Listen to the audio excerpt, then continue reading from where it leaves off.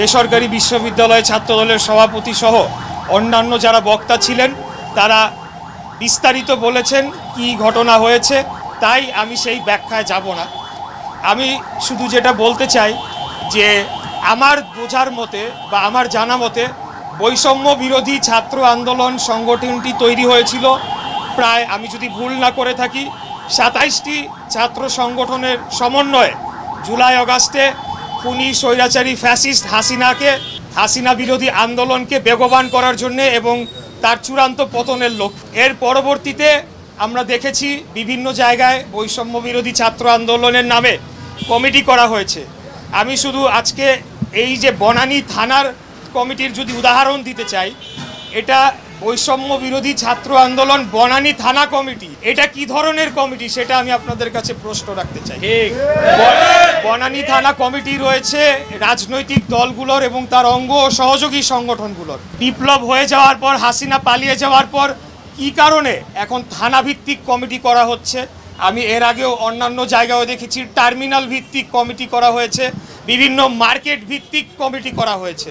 যে বৈষম্য বিরোধী ছাত্র আন্দোলন অথবা বৈষম্য বিরোধী এই শব্দটিকে ব্যবহার করে দেশব্যাপী বিভিন্ন জায়গায় চাঁদাবাজি, বিভিন্ন জায়গায় লুটপাট, বিভিন্ন জায়গায় দখলদারি, বিভিন্ন জায়গায় মার্কেটের ইজারা দখল সহ নানা ধরনের অপকর্ম করে অর্থনৈতিকভাবে একটি গোষ্ঠী তারা লাভবান হওয়ার চেষ্টা চালিয়ে যাচ্ছে।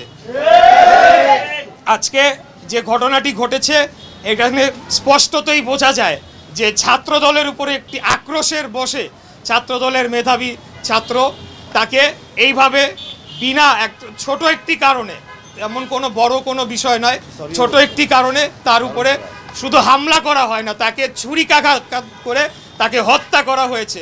তার কারণ আমরা লক্ষ্য করেছি যে 5ই আগস্টের পর থেকে বাংলাদেশ জাতীয়তাবাদী ছাত্র দলের উপর সারা দেশব্যাপী বিভিন্ন ক্যাম্পাসে এক এক সময় এক এক নাম, কোনো সময় বৈষম্য বিরোধী, কোনো সময় সাধারণ ছাত্র, কোনো সময় আরেক রাজনৈতিক দলের ছাত্র সংগঠনের পরিচয়ে আমাদের ছাত্রদের উপরে হামলা করা হচ্ছে। তাদের রাজনৈতিক কর্মকাণ্ড, স্বাভাবিক রাজনৈতিক কর্মকাণ্ডকে বাধাগ্রস্ত করা হচ্ছে, অথচ তারা কিন্তু নিজেরা তলে তলে তাদের কর্মকাণ্ড করে চলেছে। অতএব আমি বলবো যে এই ধরনের কর্মকাণ্ডের মাধ্যমে বৈষম্য বিরোধী ছাত্র আন্দোলন যে সম্মানের জায়গায় ছিল আমাদের জনগণের কাছে, সেটিকে ক্ষুণ্ণ করা হয়েছে, সেটাকে সম্মানহানি করা হয়েছে। এবং আমি যেটা বুঝি এবং আমি যেটা বিশ্বাস করি, এই বৈষম্য বিরোধী ছাত্র আন্দোলনের সাথে যারাই যুক্ত ছিল হাসিনা বিরোধী আন্দোলনের সময়, তার 99% তারা সরে গিয়েছে। তারা যার যার শিক্ষা প্রতিষ্ঠানে তাদের শিক্ষার কার্যক্রমে তারা যোগদান করেছে। অতএব এখন কারা এই বৈষম্য বিরোধী ছাত্র আন্দোলন ব্যানারটিকে ব্যবহার করছে সেটা একটা প্রশ্নের সম্মুখীন হয়ে দাঁড়িয়েছে। বৈষম্য বিরোধী ছাত্র আন্দোলনের নেতৃবৃন্দ বলেছিলেন যে তারা রাজনৈতিক দল গঠন করার পর এই সংগঠনের আর কোনো প্রয়োজন থাকবে না। তাহলে কেন এখনও তাদের কর্মকাণ্ড রয়েছে? আমি গতকালকের কথা বলছি, দুপুর এবং বিকালে 2টি স্ট্যাটাস দেয়া হয় তাদের অফিসিয়াল ফেসবুক পেজের মাধ্যমে। সেখানে ক্যাটাগরিক্যালি যেই 2 জন অভিযুক্ত ব্যক্তি যারা বৈষম্য বিরোধী ছাত্র আন্দোলনের কমিটিতে রয়েছে, হত্যাকারী, তাদেরকে নির্দোষ দাবি করে জোরালোভাবে বক্তব্য দেওয়া হয়। আবার রাতের বেলা আমরা দেখতে পেলাম যে বৈষম্য বিরোধী ছাত্র আন্দোলনের একজন মুখপাত্র তিনি বলছেন ভিডিও ফুটেজে স্পষ্ট বোঝা যাচ্ছে না, যারা দোষী তাদেরকে আইনের আওতায় নিয়ে আসা হোক। তাহলে কি কোনটা আমরা বিশ্বাস করব? প্রথমটা বিশ্বাস করব না দ্বিতীয়টা আমরা বিশ্বাস করব? আমরা বলতে চাই যে বাংলাদেশে আমরা হাসিনা পরবর্তী, ফ্যাসিবাদ পরবর্তী এই বাংলাদেশে আমরা সকলেই সহ অবস্থান করতে চাই।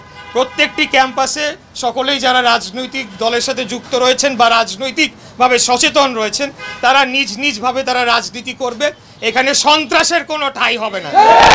আমি একটা গ্যাংয়ের নাম শুনতে পারলাম, আমি এখনই এখান থেকে বলছি, পুলিশ প্রশাসনের উদ্দেশ্যে বলতে চাই তারা যথেষ্ট ভালো কাজ করেছে, বেনসন গ্যাং। কিন্তু আমরা জানতে পেরেছি যেহেতু এই সরকারের মধ্যে বৈষম্য বিরোধী ছাত্র আন্দোলনের প্রতিনিধিরা রয়েছে, তারা চাপ প্রয়োগ করছে যাতে তাদেরকে গ্রেফতার না করা হয়। এই ধরনের কর্মকাণ্ড বাংলাদেশের জনগণ মেনে নেবে না। এই যে বেনসন গ্যাং না কি গ্যাং, আমরা মব কালচারে বিশ্বাস করি না। বাংলাদেশ জাতীয়তাবাদী দল এবং বাংলাদেশ জাতীয়তাবাদী ছাত্র দল আমরা গণতান্ত্রিক রাজনৈতিক পন্থায় বিশ্বাস করি, আমরা আইনের শাসনে বিশ্বাস করি। আমরা চাই দেশের প্রত্যেকটি স্তরে আইনের শাসন নিশ্চিত করা হোক। অতএব আইন শৃঙ্খলা রক্ষাকারী বাহিনীর দায়িত্ব এদেরকে খুঁজে বের করে আইনের আওতায় নিয়ে আসা।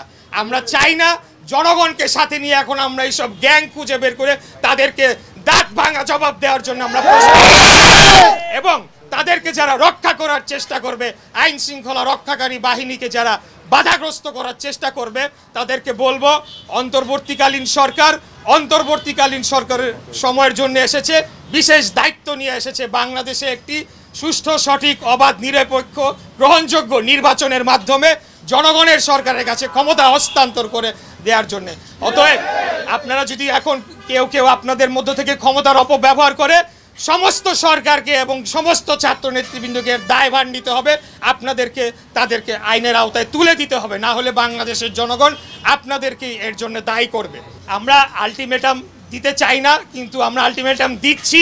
আগামী 48 ঘন্টার মধ্যে এই যে দুইজনকে এখনো ধরা হয় নাই, তারা বৈষম্য বিরোধী ছাত্র আন্দোলনের কমিটিতে পাওয়া গিয়েছে, যদি না পাওয়া যায় তাহলে আমরা পরবর্তীতে আলাপ আলোচনার মাধ্যমে প্রয়োজন বোধে আরো কঠোর কর্মসূচি দিব ইনশাআল্লাহ। সন্ত্রাসীদের কোনো পরিচয় নাই, সন্ত্রাসীরা বিএনপি না, সন্ত্রাসীরা জামাত না, সন্ত্রাসীরা এনসিপি না, সন্ত্রাসীরা বৈষম্য বিরোধী না, সন্ত্রাসীরা সন্ত্রাসী। কিন্তু কেউ যদি তাদেরকে রক্ষা করার চেষ্টা করে তাহলে কিন্তু তারা বোকার স্বর্গে বাস করছে। আমরা কিন্তু আজকে এমনি আমরা চলে উড়ে এসে জুড়ে বসি নাই। আমাদের দীর্ঘ আন্দোলন সংগ্রামের লড়াই করার ইতিহাস রয়েছে এবং আমাদের ভাইদের প্রতি যদি আরেকটা আঘাত আসে তাহলে আমরা যথাযথ জবাব দেওয়ার জন্য আমরা ঢাকাবাসী প্রস্তুত রয়েছি ইনশাআল্লাহ।